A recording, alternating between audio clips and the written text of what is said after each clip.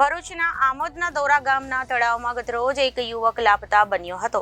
પ્રાપ્ત માહિતી અનુસાર ગતરોજ મોડી સાંજે 5:30 વાગે ભરૂચ જિલ્લાના દોરા ગામ ખાતે તળાવમાં ઇન્દરસિંહ સુમરાભાઈ ચૌહાણ ઉંમર 44 વર્ષ ડૂબી ગયાની જાણ કરજણ ફાયર વિભાગને થતા તાત્કાલિક ધોરણે ઘટના સ્થળે પહોંચી યુવકની શોધખોળ હાથ ધરાઈ હતી. ભરૂચના આમોદના દોરા ગામના તળાવમાં ગતરોજ એક યુવક લાપતા બન્યો હતો.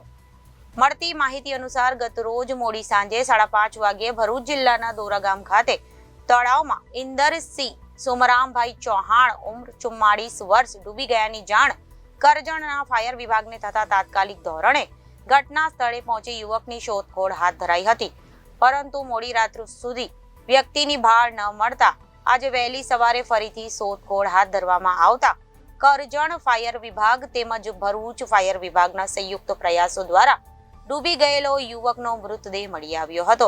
ફાયર વિભાગ દ્વારા યુવકના મૃતદેહને પોલીસની હાજરીમાં જ સરકારી હોસ્પિટલ ખાતે ખસેડવામાં આવ્યો હતો.